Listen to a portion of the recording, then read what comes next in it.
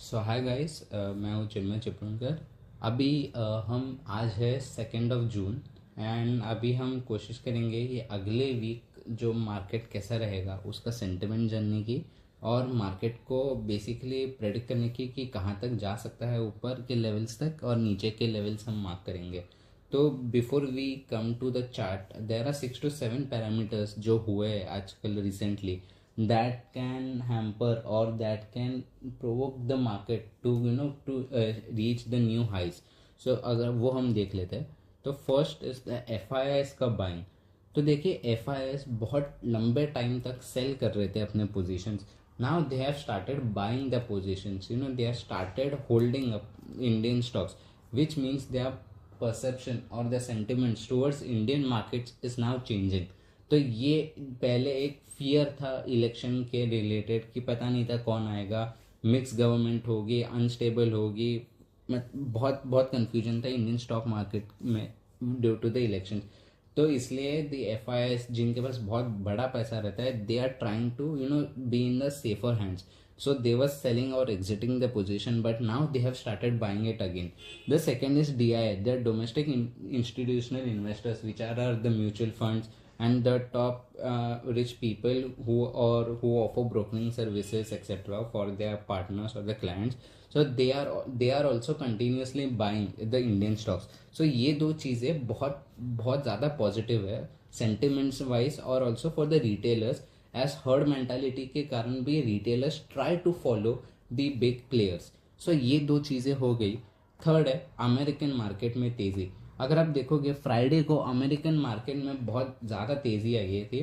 574 points का डाउ zone ने रैली दिया, which is approx 1.5%। And S&P and Nasdaq भी बड़े अच्छे खासे। जो नैस्डैक डाउनवर्ड्स था वो रिकवर होकर अभी फ्लैट पे आया, वो भी वेरी बुलिश था, अगर आप यहाँ पे देख सकते हैं इंडिया रेटिंग्स में। तो ये तीन चीज़ें थी जो डायरेक्टली मार्केट रिलेटेड और मार्केट स्पेसिफिक थी। अभी चौथे पॉइंट पे आते हैं हम इकोनॉमिकल पॉइंट ऑफ व्यू से।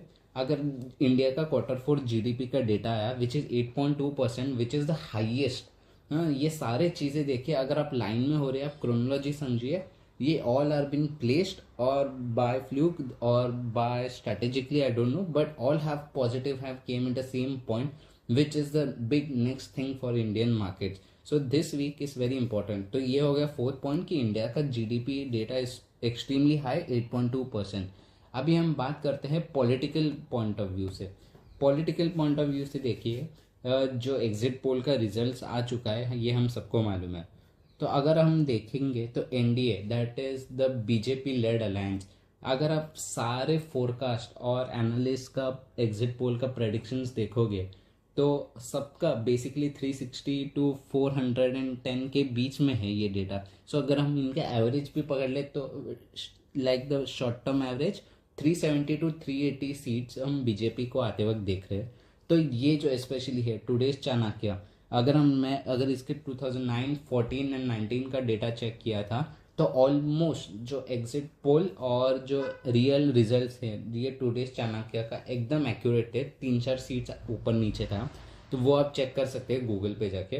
तो टुडेज चाणक्य का डेटा भी है 385 to 415। अगर हम इसको एवरेज भी कर ले लाइक 390 अराउंड भी आ गया, फिर भी BJP जो नंबर ऑफ सीट जो जीत रहा है वो दैट इज टू गुड और too far from the estimated data. देखिए मार्केट रिएक्ट कैसे करता है।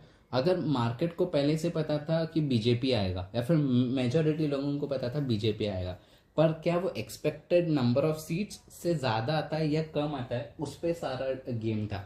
अगर नंबर ऑफ सीट्स एक्सपेक्टेड से कम आता तो फिर that would have been a negative point of view from the markets point of view, क्योंकि नंबर ऑफ सीट्स कम हो गया और कॉन्फिडेंस कम हो रहा है। पर अगर ये बहुत ज़्यादा बढ़ गया so this is too positive और too good for the market. अभी ये लास्ट है कि Biden calls for end to Gaza war, जो अभी चल रहा है इसराइल और गाजा के बीच में। अगर बाइडेन भी, अमेरिका भी अभी प्रेशर लाना चालू कर रहा है to ease out this war, to ख़त्म कर दो ये वॉर को, which is also good for the Indian markets and all overall global markets. तो अभी हम देखेंगे कि निफ्टी का चार्ट क्या कह रहा है। ये निफ्टी है, 1 डे का चार्ट है। अगर हम देख रहे हैं ये अभी भी ये ट्रेंड लाइन के ऊपर ही है। And this is the major support and major resistance. Basically election day के दिन चार्ट्स काम नहीं करते गाइस। ये अगर 5-10% ऊपर भी जा सकता है मार्केट, वापस नीचे भी आ सकता है, या फिर नीचे जा सकता है वापस ऊपर भी आ सकता है। So I would say charts don't basically work on the major events like the budget और the election date, but we can still predict थोड़ा सा कि अगर कल गैप अप ओपन होता है, जैसे हमको यहाँ पे दिख रहा है कि as the American markets are up, and अभी गिफ्ट निफ्टी 50 पॉइंट से ऊपर है, पर क्योंकि इसने अब तक इलेक्शन डेटा को फैक्टर नहीं किया है, जो ये कल सुबह कर लेगा आई गेस, एंड ये भी अच्छा खासा 200-300 पॉइंट का रैली दिखा सकता है। तो अगर ये सब पॉजिटिव हुआ तो इंडियन मार्केट्स भी गैप अप खुलने के दिख रहा है, एंड अभी क्लोज हुआ है 22,530 पे, and I think Nifty will be opening about 22,700। पर अगर आप देखोगे 22,700 is a major resistance over year. एक दो बार इसने कोशिश किया था उसको तोड़ने के लिए पर नहीं कर पाया। यहाँ पे तीसरी बार गया था ऊपर, हल्का 23,000 के तक गया, वापस नीचे आया, और ये वापस इसको एज अ सपोर्ट एक्ट करना चाहिए था, वो इसको भी तोड़ दिया। So basically this resistance is very crucial for tomorrow. अगर मार्केट डायरेक्टली इसके ऊपर गैप अप दे देता है 22,700 के ऊपर, एंड फिर अगर थोड़ा एक 10-15 मिनट घूमता है एंड अगर वापस ऊपर जाता है, विच इज़ 99% प्रोबेबिलिटी ऐसा हो, या फिर डायरेक्टली इसके ऊपर ओपन हो जाए, फिर then this is bullish for the market. And अगर इसकी यहाँ से ओपन होके अगर हम नीचे की तरफ जाते वक्त देख रहे हैं, then this is very crucial for the market, this support. And अगर ये ट्रेंड लाइन को भी मार्केट ब्रेक करता है तो फिर बहुत गिरने का चांसेस है मार्केट को। अभी अगर हम देखें फिर भी ये ऑप्शन सेलर्स के लिए भी ज़्यादा डेंजरस है ये मार्केट, एंड ऑप्शन बायर्स के लिए भी। अगर आप देखोगे सारे सबका प्रीमियम्स हैं like 22,900 which is basically 350 points far away from the current spot rate. ये भी बहुत महंगा है, 283 रुपीज़ का है। तो अगर एक रिटेलर को बाय करना है तो उसको हैवी प्रीमियम पे करना पड़ रहा है, which is not really good for the retail investors, और उनके पास उतना पैसा होता भी नहीं है। तो ये विक्स भी है।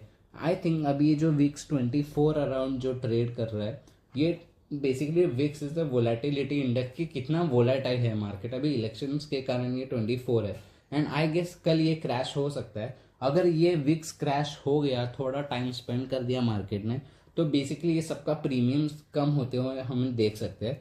तो फिर ये एक गुड चांस है कि 4 जून को जब भी एक्चुअल इलेक्शन रिजल्ट्स आने वाला है, तब ये एक बड़ा मूव आ सकता है guys. So we have to be prepare for it, either 5 to 10% up और डाउन, विच इज एस्टिमेट।